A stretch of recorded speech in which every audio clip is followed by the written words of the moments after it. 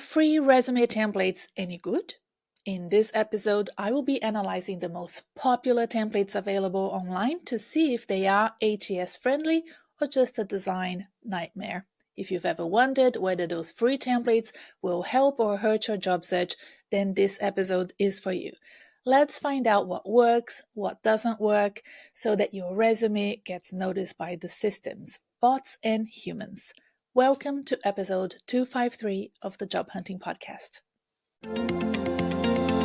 Hi, I'm Renata Bernardi, and this is the Job Hunting Podcast, where I interview experts and professionals and discuss issues that are important for job hunters and those who are working to advance their careers. So make sure that you subscribe and follow, and let's dive right in. All right, so before we talk about resumes, here's a summary of what's been going on in my mind, in my life as a career coach and a podcast host. I had the idea of doing a completely different episode today, and it was called From No Job to a Job. But guess what? I lost all of my notes, all of the research that I had done, and it was quite a lot. If you're interested in this topic, in this arc, in this story arc of no job to job, let me know. Send me a note, send me a message on social media, or reply to one of my emails if you're a subscriber to my newsletter, and I will put an effort into it and get back to you on that episode. Okay, the other thing that's been on my mind, because I've seen some posts on LinkedIn and I've also received a newsletter from a recruiter about this, is that I don't know that job seekers, professionals in general, know how recruiters get paid. When you are looking for work and working with recruiters, they have so much power over the outcomes of what you're trying to achieve, which is getting a job. But do you know how they are incentivized? I think it's crucial to understand their compensation structures, because it can vary a lot depending on their role and how they work, the type of recruitment that they do. So I'm going to break down briefly today the main things that I know, so that it helps you understand what drives recruiters. Okay, so first, in-house recruiters. These recruiters work directly in the company that you are applying for. They are employees, they are salaried, and they work in the HR department. And they are usually, very much focused on filling the roles. That's their job. We usually call them also talent acquisition managers or coordinators. They're part of the HR team, and they have a stable income with little to no compensation. The stability appeals to professionals who prefer that consistent paycheck, and they're focused on the long-term goals of the company. Okay, so that's one type of people that you will be dealing with as a job seeker. Then you have agency recruiters. Now, these recruiters work for an intermediary, a staffing agency, a recruitment agency, and they have a base salary and commission. Their earnings vary a lot, and especially in 2024, as we record this episode, their earnings may possibly have fallen quite a lot, because there aren't that many jobs advertised compared to 2023 and even 2022, and their base salary is not much, and their commission is usually where most of their earnings come from. So the earnings can vary wildly depending on the agency's commission structure. So for example, they might earn a percentage of the candidate's first year salary, or they receive a bonus based on the number of placements that they make. So that type of structure is decided by the owners of the recruitment company. These models, the different types of models, incentivize recruiters in different ways, and it varies in terms of the way that they go about finding the right quality candidates for their candidates and so forth. Usually what they're trying to do is finding a strong match for the roles that they fill, so that they don't lose the commission if the candidate doesn't work and they don't get paid by the the client, which is the employer. Then you will find that there are commission-only recruiters. So some recruiters, especially those that are freelancing or work for certain types of recruitment agencies, they only earn commission. They have no base salary. This means that their income directly depends on the number of successful placements that they make. These are very different from the first type of recruiters we spoke about, the internal recruiters, because those have a consistent base salary, probably no commission. And now here we have recruiters that are almost like salespeople. So they are really driven by finding their leads and finding their potential clients and finding the candidates to match and going for it from a sales perspective. The commission is usually a percentage of the new hire salary. So usually that's what happens to those freelancer recruiters that we see out there. And that can be a very lucrative way of working with candidates in high paying roles. And it attracts a certain type of recruiters that are more risk takers and really feel confident about their ability to be freelancing like this without a base salary. It means also that their income is very unpredictable, making it a high risk, high reward job. And in 2024, again, we see some of those recruiters really struggling to meet their financial needs because we are in a kind of a slow year for recruitment. Other factors that I wanted to talk about is in terms of recruiters' compensation is that it can be influenced by industry that they work in, by the level of the roles that they're filling. For example, if you're working with executives versus entry-level professionals, and also where they are in the world, in big cities, small towns, the countries that they work for, and so forth. So recruiters placing, let's say, C-level executives, CEOs, CFOs, or specialized roles, product managers working for tech companies, they might earn more per placement due to the complexity of the roles that they do, the highly technical nature of the recruitment process that they are working on. They usually know a lot about the process. They are part of that métier, part of that industry. They probably have gone and done the degree. Let's say they are lawyers as well, if they've done a law degree, and then they're recruiting general counsels and company secretaries, for example. So they might earn more per placement because of that complexity and the skills that they bring. Look, I really do think that understanding how recruiters are paid can really help you, the job seeker, appreciate the dynamics of the relationship that you have with them, understand how they're motivated, understand the times that they're working. If you're working with a freelance type recruiter, they might only work part-time, for example, or they might have so many clients that they're working with all at once, and you might need to understand that you are not in control of the situation. They are the agents and the intermediary between you and the decision makers, which are the employers. I've been working a lot with clients that are booking consultations with me where I feel like I've been banging on this quite a lot, sort of you need to please them before you please the final decision makers. How can we, during this process, during this part of the recruitment process, engage well with those recruiters, because they are the ones that will put you forward. So this insight can also help you understand why some recruiters might seem more eager or more pushy, especially those working on commission who have more at stake. And they, each placement for them is just so much more important.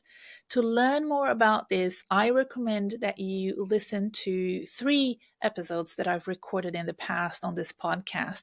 I have linked them in the show notes and in my blog. So please go to that blog to listen to those episodes. They are interviews. One of them is an interview with a recruiter from the United States. The other one is an interview with a recruiter's coach. Yes, recruiters have coaches. A recruiter's coach from the US. And the third one is a recruiter's coach from Australia. So I think this will be very helpful information for you. The other thing that I'm seeing a lot of these days is LinkedIn banners and LinkedIn headlines with big, bold statements about a person's virtues, a person's values, an inspirational quote that does not mean anything or add any information about the type of work that they are seeking and why they want to get hired. And this worries me a lot. I think that people are being very poetic in the way that they're expressing themselves and, in their presentation on LinkedIn, the photos that they choose, the quotes that they add to their banners on LinkedIn, and that is not of interest to recruiters. I can't give you particular examples because I don't want to upset anyone here, but I want you to be very pragmatic about this and pay a lot of attention to what you're adding to those blue chip real estate areas of your LinkedIn, your banner, your photo, and your headline. Things that I know recruiters do not like, words like transformational leader or navigating complex environments or curious explorer or innovation professional. It does not say anything about your career DNA, about your expertise, about why they would want to hire you. You should see how they file things. If recruiters have good CRM systems, which most good recruiters do, they would be so specific about your area of expertise. If you don't know what your area of expertise is, then work with me. Okay? This is going to pay dividends for the rest of your career if you know how to express yourself well professionally. If you have one of these banners, one of these headlines, let me know. Comment below if you found this podcast on one of my social media posts. Send me an email. If you're a subscriber to my newsletter, let me know if you have any questions about banners or headlines, because I could do another episode just about this. I can talk about LinkedIn forever. And then finally, before we go into the key topic of today, I wanted to say something more on a personal note, something I realized about myself, and I just wanted to check in with you to see if this is something that you experienced as well. I often talk about how important it is to be specific about goal setting. I've done an episode about goal setting very recently. Just scroll down and you will find it. It's a couple of episodes ago. I also noticed that for me personally, it has to be specific, but it also has to be fun. If it's not fun, I'm not as good at going through that, the actions and the tasks to achieve my specific goal. I'm like a dog with a bone if I'm having fun with what I'm doing. It has to be fun and also specific. Because I think for me, boring specific goals, they just don't do it. Sometimes we forget that work can be fun and actually has to be fun.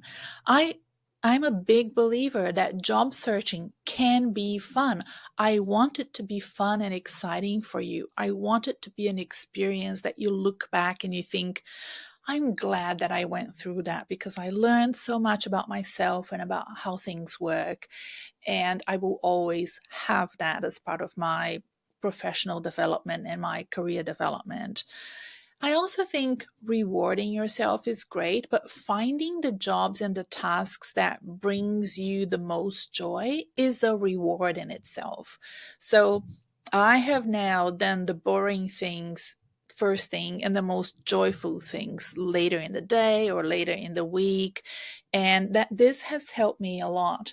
For example, I really love recording podcast episodes. I don't know why. I just sit here alone and I pretend I'm talking to you. and it's quite bizarre, but I prefer to do it late afternoon. If you're watching this on YouTube, I really struggle because I have the sun coming through late afternoon. and sometimes the image is not so great because it's like so much sun on my face. So apologies for that, but it's the best time for me. And I'd love to hear if you agree with me, what works for you in terms of helping you get things done. Please let me know. Like, there are so many ways you can get in touch with me. I think you know by now. And if you're new here, just go to the episode show notes and find me and send me your thoughts and ideas, and review this episode, and make sure that you let me know what you think about it. Okay, so now let's dive into today's key topic: resume templates you can find online, and are they good? We had this idea on the weekend. We sat and we were brainstorming about what to do because I didn't have my notes for the episode, like I said before. And I can't believe I've never actually, well, I've done this ages ago, but since I started working as a coach, I developed my own successful templates that my clients are so good at using, and get praised by recruiters. I love your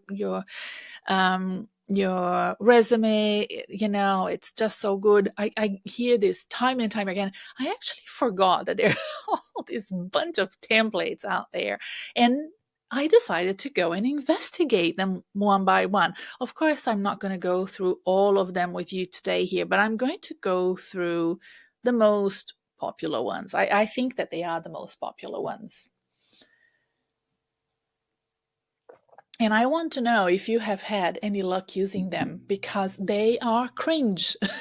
Let's just start there. Like, most of them are horrible.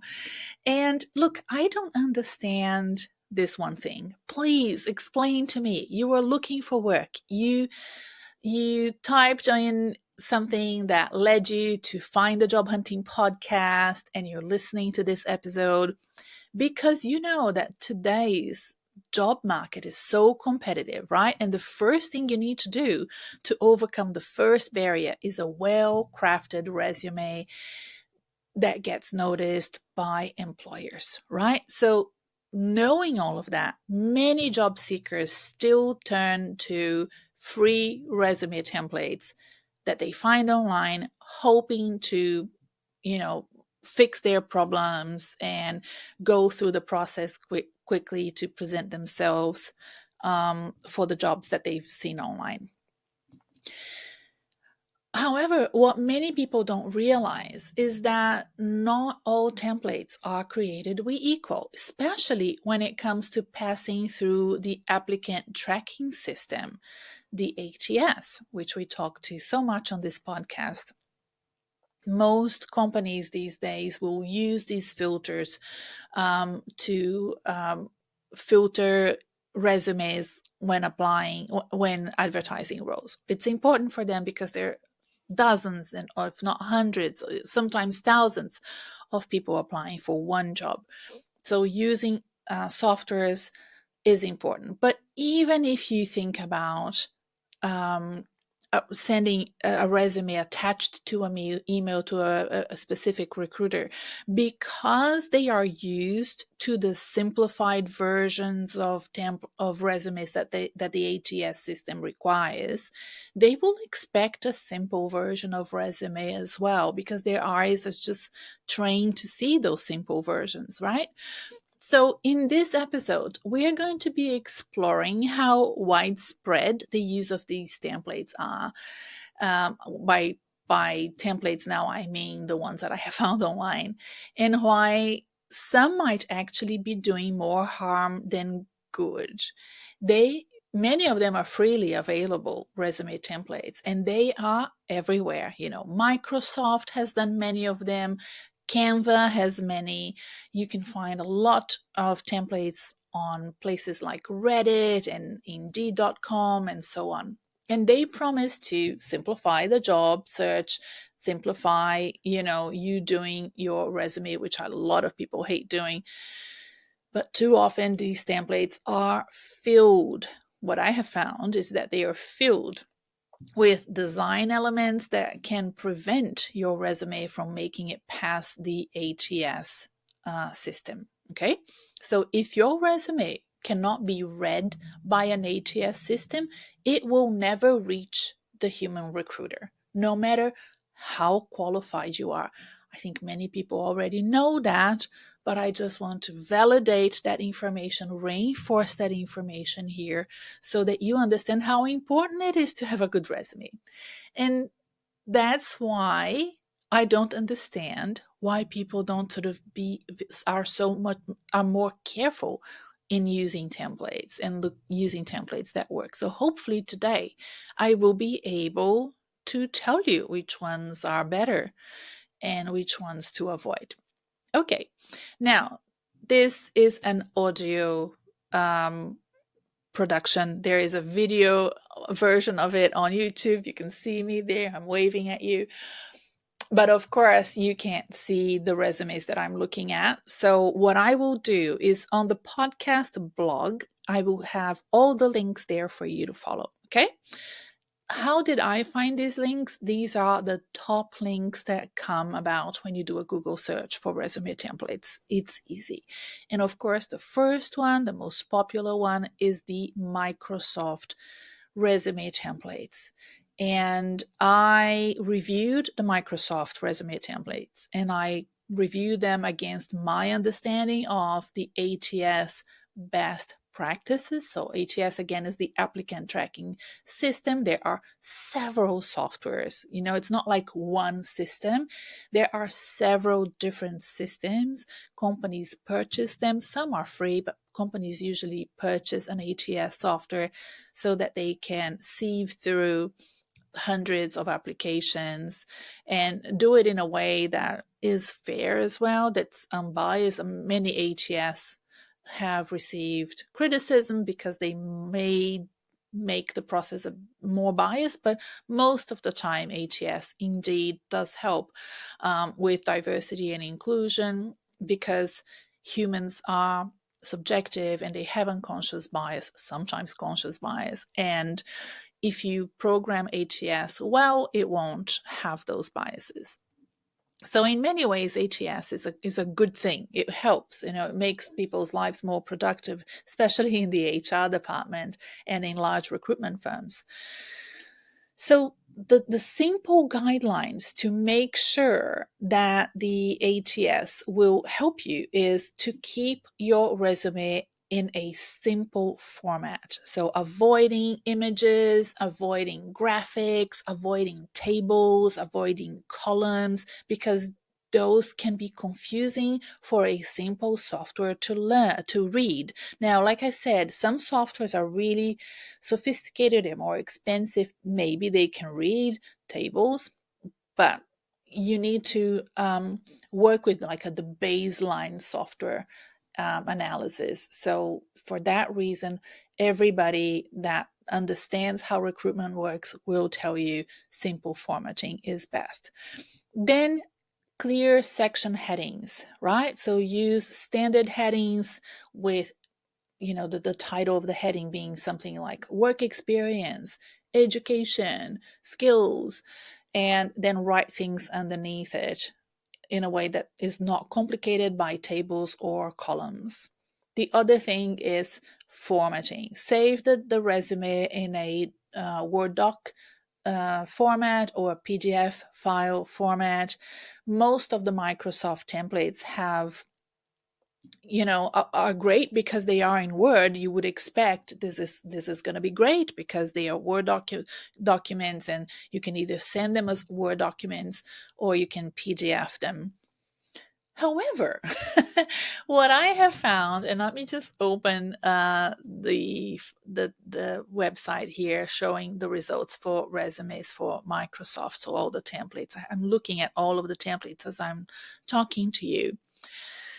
They have lots of graphic elements in them. They have lots of multi-columns that might not be ATS compliant at all, which is so disappointing considering they are Microsoft and they could have done something that was ATS compliant in the first place.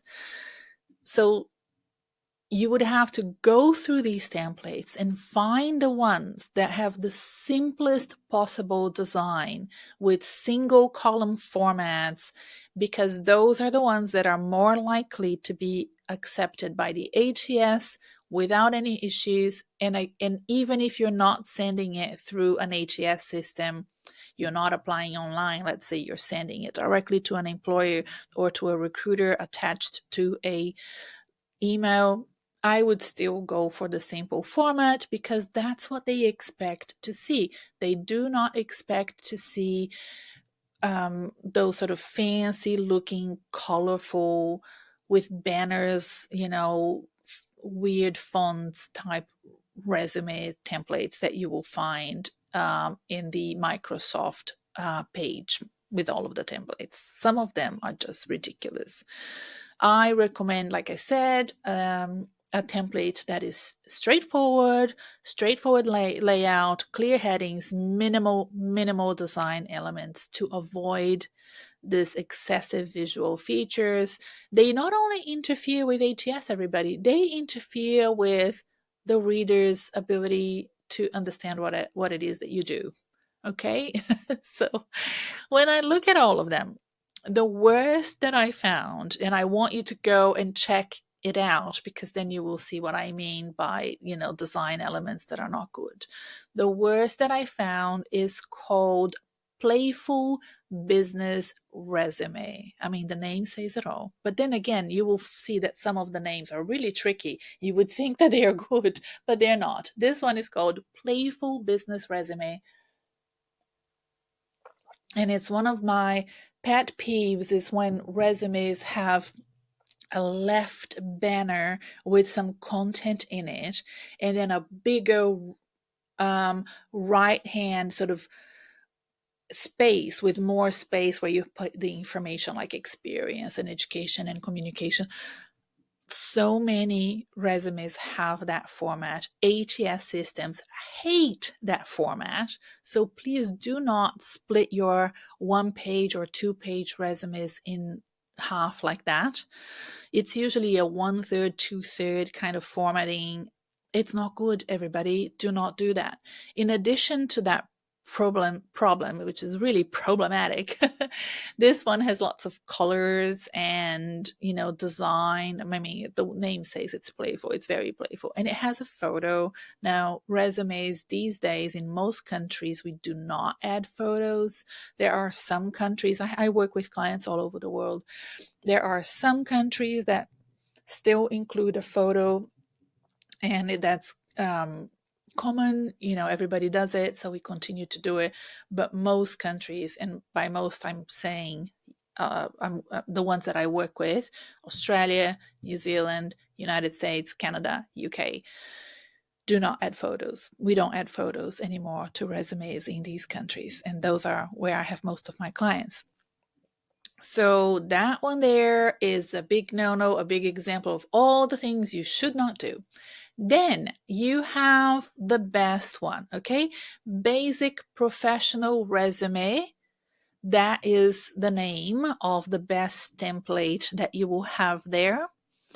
The other one that I saw that I liked was one that was called ATS Classic HR Resume. Okay, so there are 2 templates there that I think are okay. Basic Professional Resume and the ATS Bold Classic Resume. So if you go to the Microsoft website, you will see those. They are simple, they have good fonts. There is also another one, ATS Bold Classic Resume, that is okay. The only thing that I would say about all these resumes that I just mentioned that they are good is that if they have shading, the ATS Classic HR has a shading under each of the headings. So let's say there is a name and there is a shade behind the name, and then there's a headline, for example, experience, and then there's a shade behind the font. I would remove that shading just to be safe. Okay, I don't know that that is ATS compliant, as Microsoft is saying here it is. I'm not so sure. And because I want to be super, super conservative, the main thing that you need to do is not to make your resume fancy, is to make your resume readable by a software. Okay, so I would remove the shading. The other thing that I would remove, especially in the one called Basic Professional Resume, is remove all of the lines. There are lines everywhere between the heading and the content underneath the heading. There's a line, and then these lines throughout the template. I would remove the lines. I don't think lines are good.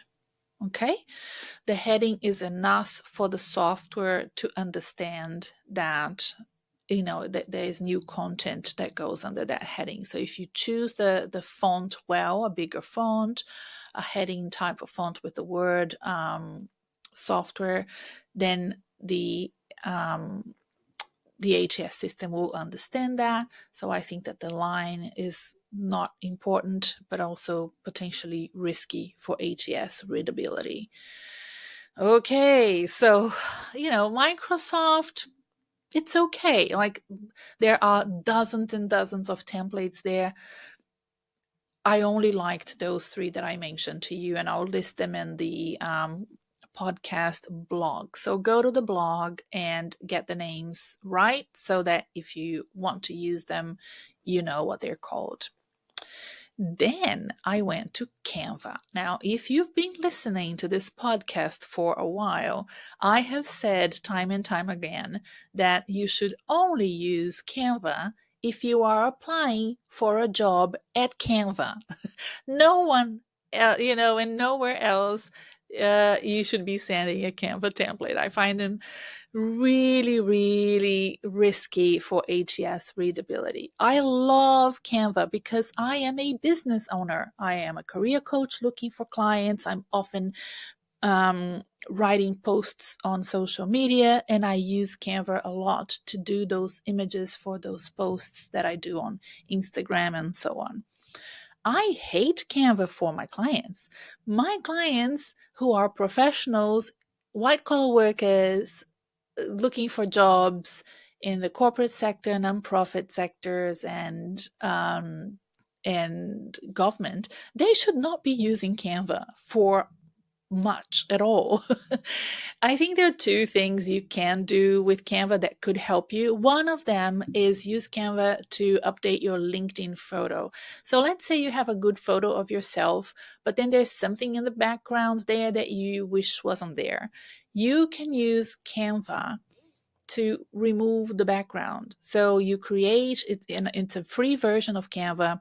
You go to Canva, you create a free subscription for you. You create a new design 400 by 400 and you upload that photo. Okay, then you can remove the background. You can clean the background. You can even add another background so it's not white. Let's say you just add a blue color or something. I do that for my clients. I do something quite special and a bit more sophisticated when people book LinkedIn audits with me, or when they're my private clients, or even in consultations. It takes me 5 minutes and it looks fantastic. But if you take an hour, you might be able to get the same result. Also, maybe do a banner. Okay, the banner should be, let's say you spoke at a conference, or you have the sort of job where there's lots of photos of you with clients, some people working foundations, people working philanthropy, working international development. It's okay to do a banner that showcases that. Sometimes you work for a small company and you can help them with marketing and create a banner for everybody that works in that company to have a banner that sort of standardizes the work that you do because you're client facing. So that is also a good idea. But please do not go crazy with the banner and be so creative that your banner looks like you are a VA or a freelance worker or somebody like me who has their own business. You don't want to look like that, right? You want to look like somebody who's looking for work or who has a professional job in a corporation, a company, a business, and so forth. So those are the only reasons why you should be using Canva. Then you can use it for personal reasons as well. That would be fine. Okay, now what about the Canva resumes?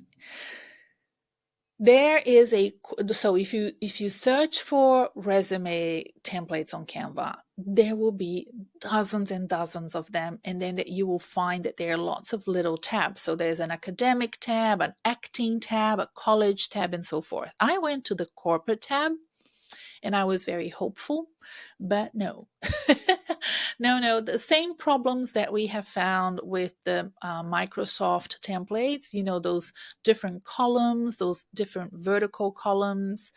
And in addition to those vertical columns, because this is Canva, way more design elements, way more infographics and things like that. So the other thing that worries me as well is that the Canva templates, you can download them as PDF, but you cannot download them as a Microsoft Word document. So depending on the ATS system or recruiter, if the recruiter says, please send me a Word version, I will tell you what, as a career coach, if you're booking a consultation with me and you want to send me your resume, as you should, so that we can discuss it, I usually want a Word version.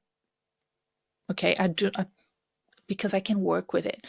I can provide you with, different versions. I can play around with it, show you what I mean by just changing things around. Whereas if you send me a PDF, I can't do that. So the Canva templates, you cannot download them into Word. You can only download them into a PDF. And the other thing about the Canva is that most are paid. You have to pay. It's not a lot, but if you don't have a paid version of Canva, they will have a little sign with a little crown, a yellow crown, and it will say Pro, and you would have to pay for them. Now, because I use Canva so much for work, I'm a business owner and I use it, like I said before, I don't know how much it costs because I have them for free, because I pay quite a lot of money annually to Canva to have access to everything. But I wouldn't want you to pay for something that won't get you a job, right? So it's complicated. The worst one that I saw here, the really bad ones, had a lot of color and it said minimalist cute resume. Okay, but it's not minimalist at all. It's actually maximalist. It has so much stuff in it. It is called colorful pastel minimalist cute resume. That is an example of a resume for no one. Not even a teenager looking for their first job should have a resume like this. Okay? Please don't use it. And it's paid, so I don't get it. I think nobody listening to this podcast would actually go and do this one. It's just like the worst I found, and I thought it was funny for you to go and check it out.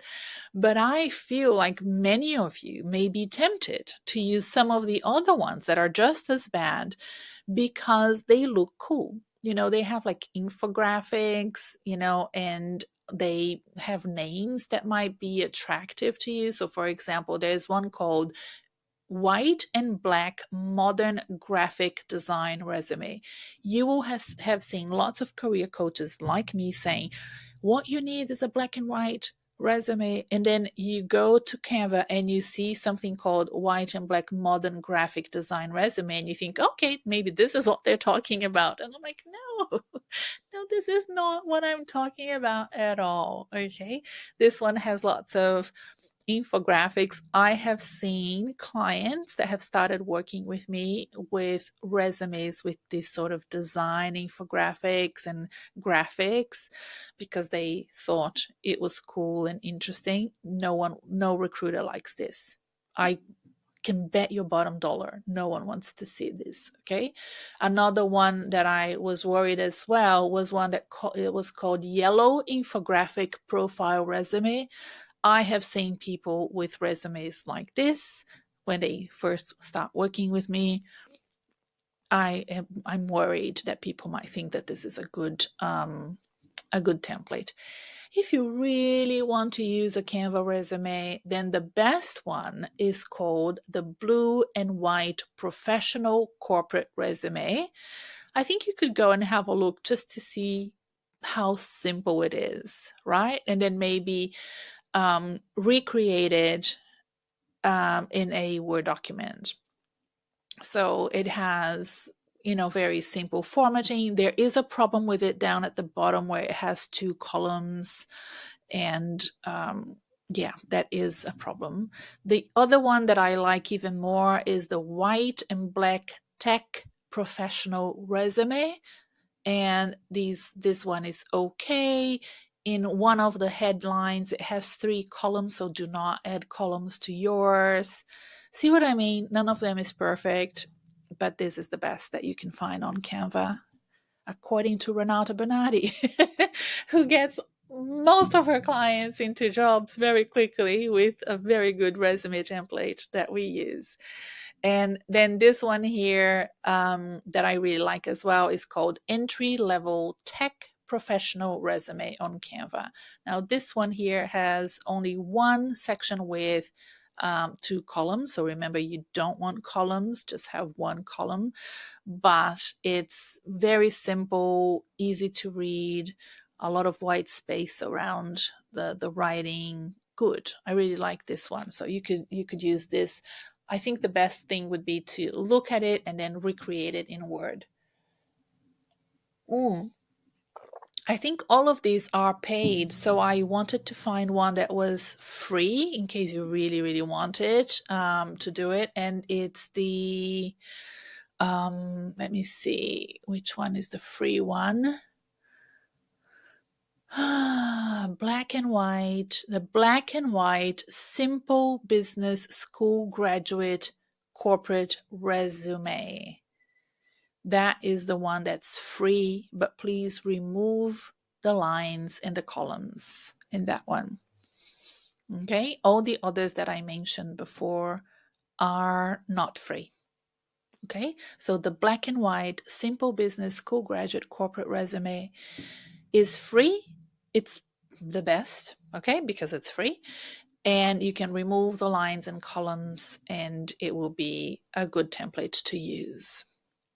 All right, then after pulling my hair out at Canva, I went to Reddit, and oh dear, Reddit is like a black hole, isn't it? Oh, there's just so much information there that there is a resume thread that is called a mega thread. It's so big that there's like warnings at the beginning of it, like this has gone out of control, it's too big. And if I feel for you. If you are going through places like Reddit trying to get advice, you would be so confused. There's just so much information. There are some well-intentioned recruiters and coaches there, but there is so many more comments from people providing bad advice to you. They do not know what they what they mean, they're not experts. They're just people that are looking for a job like you, and the advice is terrible, right? So the other thing with Reddit as well is that it is a very young demographic. It's not good for most of my clients. Now, my clients are more experienced professionals. I don't have any clients with less than 10 years of work experience. Most of my clients have close to 20, sometimes more years of work experience. So I find that most people here are young, sometimes very techy as well. But overall, the information is very confusing. You do not see 2 comments, one reinforcing each other. It's usually like one comment saying one thing, the other one saying something else completely different. And it just goes on like that forever. So I feel so sorry for you. This is so confusing, so overwhelming, and there's so many terrible advice, and then you will see like 10 very bad advice, and then there will be one recruiter that writes like a one-liner and says, oh boy, this is all wrong, everybody. But I don't think anybody pays attention to that because it's not as sexy, it's not as interesting. It's usually like, no, that's not what you need, that's not the sort of style you need. So I found Reddit really difficult, and I do not recommend you going there. And also, I have found, as I searched, and please correct me if I'm wrong, if you know of a Reddit community or thread that has good resume templates, please write to me, because I could not find a single one that had good templates. Most people are sharing their resumes because they want advice, and they're all terrible, and they say that they're not getting jobs anyway. That's why they're sharing their resume. So you wouldn't want to use theirs. So I decided to just move on, and I went to indeed.com. Now, I had high hopes for Indeed because Indeed is a good job board, right? It has jobs. Everybody is using Indeed to find work all over the world, but mainly in the US. And you would want to know that Indeed has good templates. But no, it does not. Okay, so I'll give you an example. There is a template on the Indeed website, and I'll put the link in the episode show notes for you to go check it out. And it's called The Executive. Now, if you were an executive and you were searching for a resume template, you would go to Indeed thinking, okay, they must know what they're doing. Then you would go and see a template. They don't have that many templates, by the way. They have like maybe 10. And then there's one called The Executive. And guess what? The font is ridiculous. It's a Western style font. It's like font that you use to advertise a Western movie, and it's orange brown. I mean, really? I don't want you to use that if you are a senior executive. Please do not use it. The best one is called minimalist. Okay, so that one is the best, but avoid lines, avoid columns, and please just be very careful. Okay. The final one that I wanted to discuss with you is the Harvard resume. So when I was using Reddit, a lot of people were saying, oh, go to the Harvard website. They have a Harvard resume.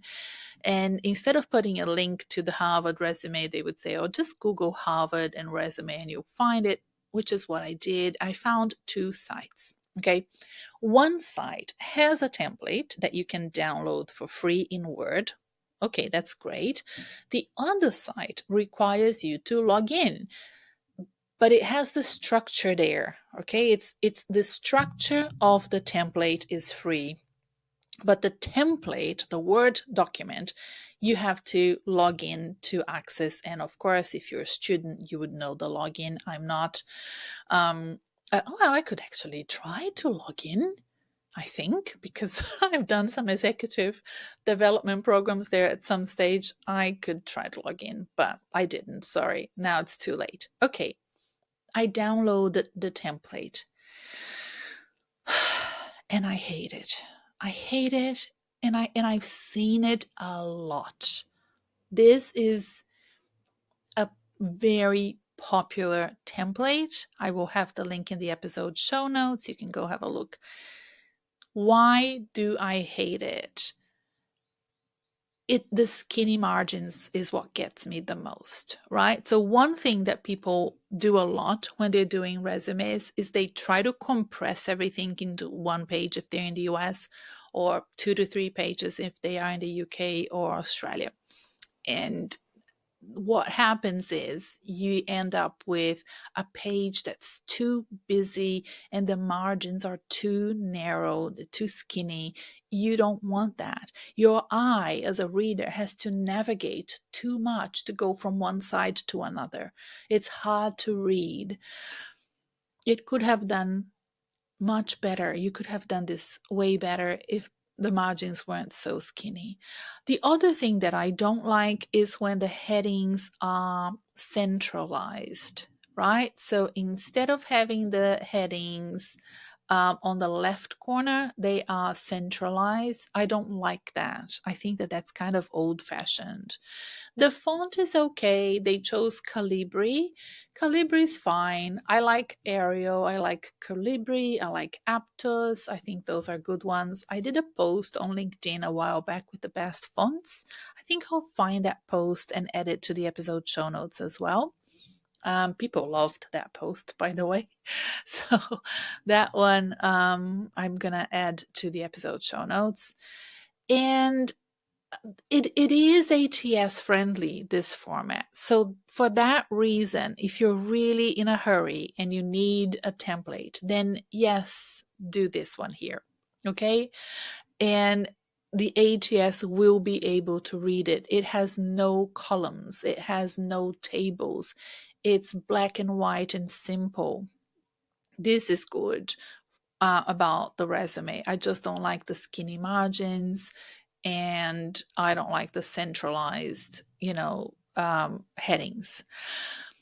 When I go to the page I mentioned before, where you can find the structure described, but you cannot access the templates and examples, I think the funny thing about it is that it says these are the expected sections, and the expected sections are contact details, professional history, education, and then it lists the other sections as optional. There is nothing optional about the other sections, everyone. Everything is expected. So I'll name the other sections for you. The summary, it's not optional. You have to have a summary at the top. Key skills, not optional. Personal and interest, completely optional. And by the way, don't even add it. None of my clients have personal interests in their resumes. Additional roles, if you have them, you should list them. They could be volunteering roles or board appointments, leadership roles, community service, those things. Licenses and professional certifications, again, if you have them, you should list them. And references available upon requests. I always include references in my clients' resumes. Unless they really don't want to, we do always include the references. And this is a discussion that I'd rather have with you face to face in a consultation, or if you're in the group coaching program or you're a private client. But I think that that is a trump card you should not wait to provide. And I am a big fan, a big fan. I think it's, make or break. It helps a lot. It helps my clients a lot. Oh boy, this has been quite a big episode, and I really feel for you, right? I really do. This was such an eye opener for me, and it's so much worse than I imagined, everybody. And I don't know, are you surprised that I'm so upset about this? I guess because I created this bubble for myself with the best practices and the best possible templates and the strategies that I know that work, I forgot to look around and see how bonkers and confused you must be. No wonder I dislike 99% of the resumes that land on my inbox, from clients that are booking consultations with me or start working with me as a private coaching client. No wonder they actually need to work with me. No wonder they do so much better once they start working with me. It's because of what I've just seen. It's crazy out there. I just booked a consultation with a client. Well, she booked a consultation with me. She's in the US, and this will be a new role that we will be working together. We've been working together since 2019, updating her resume, updating her pitch, updating answers to questions, because as she evolves, in her area of expertise and in companies that she's working for, she just gets me in for a 1 hour consultation. And I'm so excited for her. And I am so proud and happy that she comes back to me when she needs me, right? Knowing that she's awesome at what she does. And that's why she's going for these promotions and these new jobs. And she understands that I can help her during that little transition period. It's such an important crossroad, such an important milestone. Why wouldn't you invest in it? So it makes me really proud that I engage with clients like that do understand that it can make a real difference in their careers. So in summary, to ensure that your resume gets through the ATS and gets viewed by recruiters, stick to the best practices. Use simple formatting. Use standard fonts, no funny Western fonts, orange fonts. Clean headings. Avoid templates with graphics, columns, unusual designs. Your resume is your first impression, the first conversion point for the job you want. So make sure it's one that counts. If you found this episode helpful, if you find that I can help you further, go to the episode show notes and to the blog, find me, work with me, okay? If you're not ready for it yet, it's not the right time, subscribe to the podcast, subscribe to my newsletter. Let's keep in touch so that when you need me, I'm here for you. You know where to find me. And then the podcast has so many other tips. If this is something that you feel you've already nailed, you have a great resume, you're getting interviews, maybe other episodes of this podcast about interviewing, about personal brand, about confidence might be what you need. Don't forget to follow us, rate us where you found this, write us a review for the Job Hunting Podcast, because your feedback helps me create content that truly serves your career needs. I'll see you next time. Bye for now. Oh, I'm exhausted. It's been a long one.